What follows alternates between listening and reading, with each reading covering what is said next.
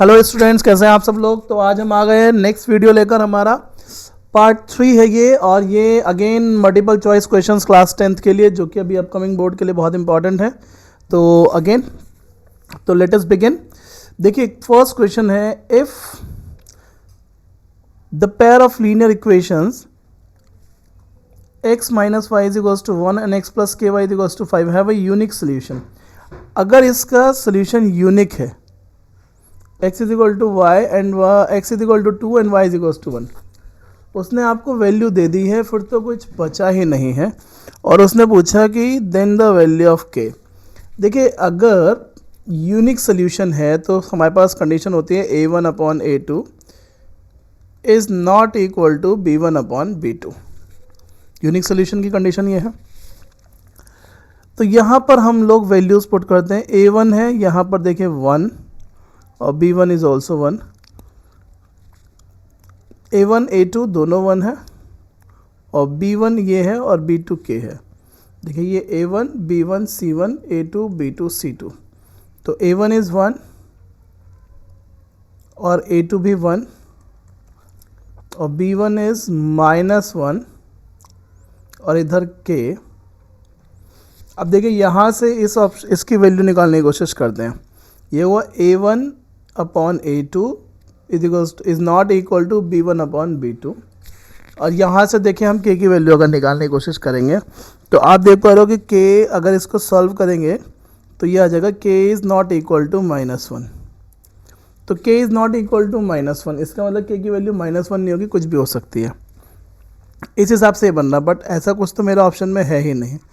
तो देखिए, इस क्वेश्चन को करने का एक बहुत सिंपल तरीका है जो हम लोग शुरू से करते ही आ रहे हैं। आप सिर्फ ये देखिए कि जो x की वैल्यू जो y की वैल्यू, के इस इक्वेशन में आप इसमें x और y की वैल्यू पुट कर दें। x की वैल्यू 2 और y की वैल्यू 1। 2 प्लस के इज इक्वल्स टू 5, तो ये हो जाएगा 5 माइनस 2, तो k की वैल्यू हो गई 3। तो इसका आंसर बना 3। देखिए, क्वेश्चन जैसा दिख रहा था वैसा है नहीं। क्वेश्चन दिखाया हमें इस तरीके से गया कि यहाँ पर मुझे a1 upon a2 b1 upon b2 c1 upon c2 या उस तरीके की कुछ कंडीशंस यूज़ करनी है, लेकिन ये उसके बिना ही सॉल्व हो रहा है और इवन कंडीशन के साथ सॉल्व नहीं हो रहा है। तो ऐसी क्वेश्चंस को आपको ध्यान रखना है कि ये सिचुएशन आपके सामने राइज हो सकती है एग्जाम में भी।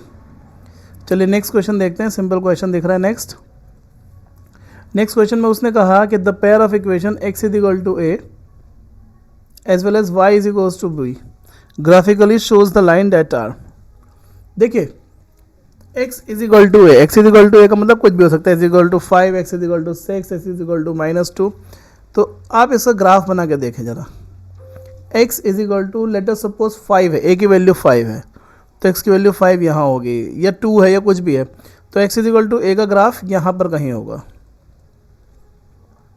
दूसरा है y is equals to b। तो y is equals to b negative भी हो सकता है, पॉजिटिव भी हो सकता है। तो y is equals to b let us suppose यहाँ पर है, इसका ग्राफ ही ऐसे बन जाएगा। ये हो गया y is equals to b. तो उसने कहा कि दे शोज द लाइन और it shows the line that are intersecting at b comma a, intersecting at a comma b, parallel और कोइंसिडेंट। देखिए, पैरेलल का मतलब आपको आइडिया है, हमारे पास जो लाइन्स बनकर आ रही हैं वो ये लाइन बनकर आ रही हैं। एक लाइन ये है और दूसरी लाइन ये है, तो ये तो समझ आ रहा है कि वो इंटरसेक्टिंग होंगी। और अगर ये ओरिजिन माना जाए तो ये a कॉमा b पर इंटरसेक्ट होते दिख रही हैं। तो इसका आंसर बनना चाहिए ऑप्शन सी। नेक्स्ट क्वेश्चन देखते हैं स्टूडेंट्स।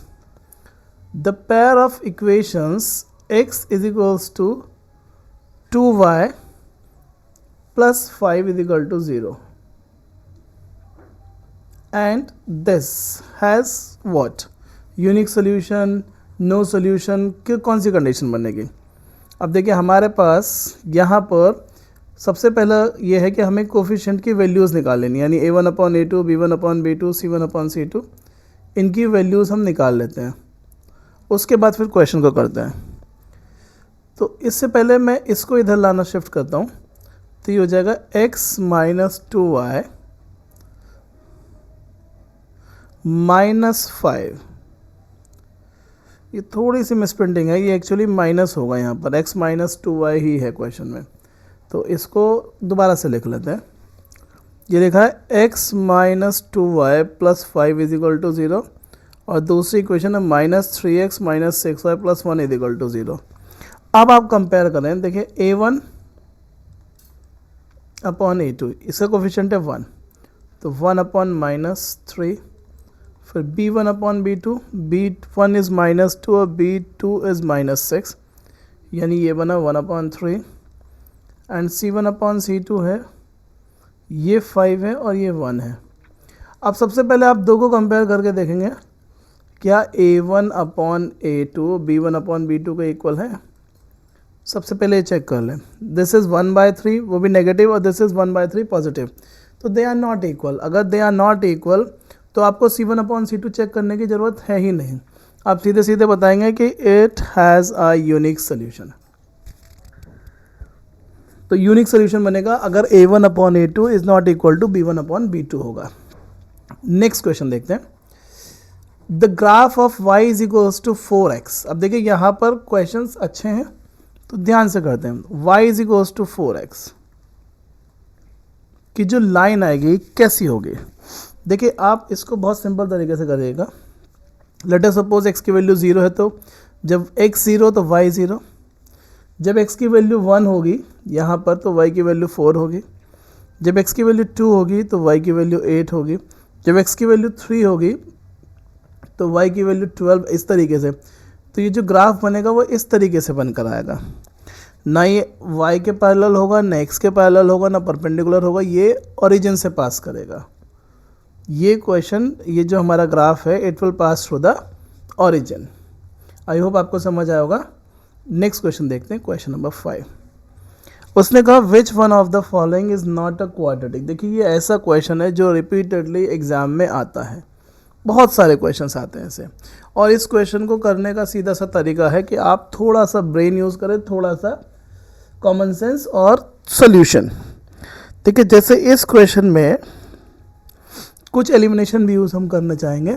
जैसे इस क्वेश्चन में दिख रहा है x cube minus x square plus 2x plus 1, और यहाँ पर देखिए ये स्क्वायर है, यानी इधर मेरे पास स्क्वायर वाली टर्म आएगी, इधर स्क्वायर है, लेकिन ये क्यूब वाली टर्म कैंसिल नहीं होगी, तो यानी एक क्वाड्रेटिक नहीं क्यूबिक पॉलिनोमियल बनेगा, तो ये एलिमिनेट हो गया है। दूसरा देखते हैं, और मैं सबसे पहले से शुरू कर लेता हूँ। यहाँ पर है x प्लस 2 का होल स्क्वायर, ये बनेगा x square plus 4x plus 4, और इधर हो जाएगा 2 टाइम्स x यानी 2x प्लस 6। उसने पूछा कौन सी क्वाड्रेटिक नहीं थी। ओके, तो मेरा आंसर तो यहीं पर हो गया, ठीक है, हमें आगे बढ़ने की ज़रूरत नहीं है। क्वाड्रेटिक कौन सी नहीं है, डी नहीं है। एक चीज़ ये भी आपको ध्यान रखनी है कि क्वेश्चन को बहुत ध्यान से रीड करना है। जैसे इस क्वेश्चन में उसने कहा कौन सा क्वाड्रेटिक नहीं है, तो नहीं वाला तो हमें पहले ही मिल गया डी, तो फिर आगे सोचने की ज़रूरत ही नहीं थी। तो चलिए नेक्स्ट क्वेश्चन पे मूव करते हैं। Which of the following are roots of this. इस इक्वेशन के रूट निकालने हैं, तो रूट के लिए आपको होपफुली आइडिया है कि इसके फैक्टर्स करने हैं। क्वाड्रेटिक फार्मूला भी यूज़ कर सकते हैं, और हम normal splitting the middle term से अगर कर पाते हैं तो उससे भी कर सकते हैं। तो मैं ये चाहता हूँ कि हम इसको क्वाड्रेटिक फार्मूले की help, normal splitting the middle term से करने की कोशिश करते हैं। तो देखिए हमारी इक्वेशन है 3x square plus 2x minus 1 is equal to 0। आप इन दोनों को मल्टीप्लाई कर लीजिए, 3 1 द 3, 3 के ऐसे फैक्टर जब माइनस करके 2 आ जाए तो आई थिंक 3 और 1, यानी माइनस 3 माइनस 1 लिख दीजिएगा, तो ये बन जाएगा। तो इसको फैक्टर करते हैं, 3x माइनस x, मैंने 2 के प्लेस पर 3 माइनस 1 लिखा, और यहाँ पर आप लोग 3x कॉमन लेंगे,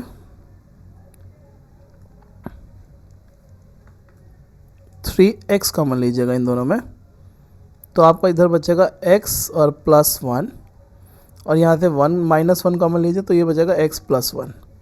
तो देखिए आप दोनों साइड x प्लस 1 कॉमन है, तो x प्लस 1 1 और 3x माइनस 1 1। तो अब देखिएगा ध्यान से कि इसके कौन से रूट बन रहे हैं। यहाँ पर x की आपको 2 वैल्यूज़ मिल रही हैं, और 2 वैल्यूज़ हैं, एक x की वैल्यू है x इक्वल टू -1 और एक x की वैल्यू है 1/3। तो उसने कहा इनमें से कौन से रूट्स हैं। अब देखिए यहाँ पर ये इसका रूट नहीं है, ये इसका रूट नहीं है, ये ए ऑप्शन और बी ऑप्शन में जो वैल्यूज़ हैं ये दोनों इसके रूट हैं। तो यहाँ देखिए, अब ये चीज़ ध्यान रखिएगा कि क्वेश्चन में ये थोड़ी सी यहाँ पर मिसप्रिंटिंग मान लीजिए इसको, कि ये दोनों एक ही जगह पर आएंगे, -1 भी और 1/3 भी, ये दोनों ही रूट हैं। तो इसको हम यहीं पर मानते हैं कि ये यहाँ पर है। तो इस तरीके से हमें इसके रूट्स मिल जाएंगे। या फिर क्वेश्चन में नॉट पूछता तो भी शायद मेरे पास 2 ऑप्शन तो बचे रहे थे। नेक्स्ट क्वेश्चन है, if the pair of equations 2x + 5y this and this represent 2 lines, तो they would be intersecting parallel, coincident और इंटरसेक्टिंग और पैरेलल क्या। अब देखिए वही क्वेश्चन है, थोड़ा सा सिंप्लीफाई करना है, एक्स वाई सबको लेफ्ट साइड में ले आओ, क्वेश्चन को थोड़ा सा सही से लिख देना। जैसे ये है 2x - 5y - 6 = 0। देखिए जब भी ऐसा क्वेश्चन आपके सामने आएगा आपको हमेशा सारे टर्म्स को लेफ्ट में ले जाना है। अब देखिए इसमें ना इसको इधर ले जाता हूँ, इसको मैं इस तरीके से लिखता हूँ 6x - 15y - 8 = 0 = में 0 है, वो होना चाहिए। अब आप लें a1/a2, तो देखिए a1/a2 वो मेरा हो जाएगा 2/6। फिर मैं इधर लिख देता हूँ b1/b2 हो जाएगा -5/-15 और c1/c2 -6/-8। बस अब इसको सॉल्व करते हैं ज़रा। तो ये तो बन रहा है 1/3, ये भी बन रहा है 1/3 और ये सेम नहीं है। इसका मतलब सिचुएशन देखिए ये बन गई आपके पास कि a1/a2 और b1/b2 are equal and they are not equal to c1/c2। तो ये सिचुएशन होती है पैरेलल लाइंस की, जहाँ पर कोई सोल्यूशन नहीं बनेगा। तो इसका मतलब इसका ऑप्शन बनेगा आपका बी, पैरेलल लाइंस वाला। नेक्स्ट क्वेश्चन देखते हैं। उसने कहा if the system of equations, अब यहाँ पे 2 इक्वेशंस दे दी हैं, उसने कहा कि ये इनकंसिस्टेंट है, तो के की वैल्यू बताइए। देखिए कंसिस्टेंट क्या होता है और इनकंसिस्टेंट क्या होता है, पहले ये समझ लें। कंसिस्टेंट का मतलब होता है कि वहाँ पर आपको सोल्यूशन मिलेंगे, इनकंसिस्टेंट का मतलब कोई सोल्यूशन नहीं है। इनकंसिस्टेंट का मतलब होता है नो सोल्यूशन की कंडीशन है, और नो सोल्यूशन का मतलब हो गया कि आपकी पैरेलल लाइन होती है a1/a2 = b1/b2 is not equal to c1/c2। तो इस कंडीशन को फॉलो करके क्वेश्चन को सॉल्व करेंगे। तो ये पहली इक्वेशन है और ये दूसरी इक्वेशन है। थोड़ा सा ध्यान से वैल्यूज़ पुट करेंगे ताकि हमारे साथ कोई प्रॉब्लम ना हो। चलिए, तो इस पे वैल्यूज़ लगाने की कोशिश करते हैं और लेट अस सी कितने हमारे पास वैल्यूज़ आ पाती हैं। देखिए a1/a2 कैलकुलेट करते हैं। ये बन जाएगा 3 इधर से x का कोफिशिएंट 3, इधर से x का कोफिशिएंट 2k - 1। फिर मैं b1/b2 भी कैलकुलेट कर लेता हूँ। b1/b2 y का कोफिशिएंट 1 और ये k - 1, और इसको इरेज करके इधर c1/c2 का कोफिशिएंट भी लिख देते हैं। तो c1 है 1, तो ये उधर जाकर -1 होगा, तो मैं माइनस में ही लिखूँगा, और ये हो जाएगा -2k + 1। भले से वो माइनस बाद में कट जाए, कोई प्रॉब्लम नहीं। अब पैरेलल लाइंस है तो a1/a2 is not equal to b1/b2, ये वाली सिचुएशन हम लोग लगाने वाले हैं यहाँ पर। तो let us put the values. तो देखिए a1/a2 यानी कि ये जो वैल्यूज़ हैं 3k/1 3/2k - 1 is equals to 1/k - 1। इसको सिंप्लीफाई करते हैं हम लोग क्रॉस मल्टीप्लाई करके, और आपके पास k की कुछ ना कुछ वैल्यू आ जाएगी। इसको उधर ले जाइए, 3k - 2k इस k, और -1 + 3 का मतलब हो गया 2, यानी k की वैल्यू हमारी बन गई है 2। तो k की वैल्यू इस क्वेश्चन के लिए हमारा आंसर आ जाएगा 2। k का आंसर हो गया 2।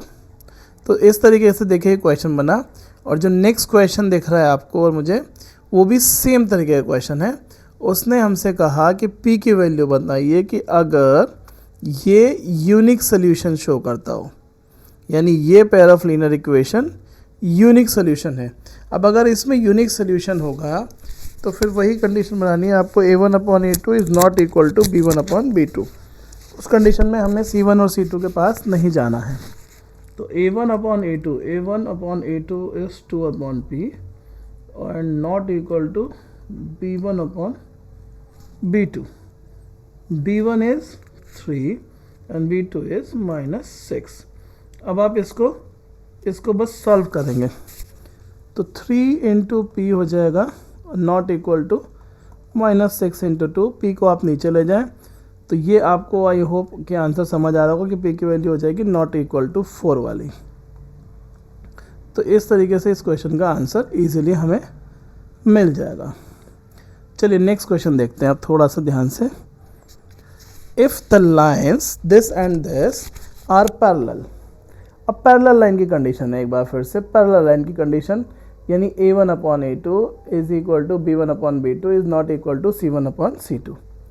यही कंडीशन है, यही कंडीशन हम लोग यूज़ करेंगे, is not equal to C1/C2। तो वैल्यूज़ लगाते हैं, 3/2 इज इक्वल टू, देखिए b का कोफिशिएंट यहाँ पर है 2k, it's not 2 it's 2k। बहुत बच्चे इस चीज़ में गलती करते हैं, इट नॉट इक्वल टू ये, इसका कुछ नहीं करना है क्योंकि हमारी k की वैल्यू फर्स्ट 2 से आ जाएगी। तो आप इन दोनों को लीजिए, 3 को 5 से मल्टीप्लाई करिए, 3 5 = 15 और 2 2 = 4k। तो k की वैल्यू ये 4 नीचे चला जाएगा तो ये बन जाएगी 15/4, यानी ऑप्शन नंबर बी आपका इसका आंसर आ जाएगा। तो देखिए स्टूडेंट्स, ये बड़े इजी से क्वेश्चंस थे और बहुत अच्छे क्वेश्चन थे, हर तरीके का लेवल इसमें था। आपको इसी तरीके के क्वेश्चंस लगातार हम लोग प्रोवाइड करा रहे हैं। अभी हम बहुत सारे सीरीज़ में बहुत सारे क्वेश्चंस अभी और भी आने हैं आपके सामने, तो बने रहिएगा साथ में। और ये वीडियोस, इस तरीके के क्वेश्चंस ये अपने फ्रेंड्स के साथ शेयर करें ज़्यादा से ज़्यादा, ताकि ज़्यादा से ज़्यादा बच्चों को इसका फ़ायदा मिले। तब तक के लिए गुड बाय, थैंक यू।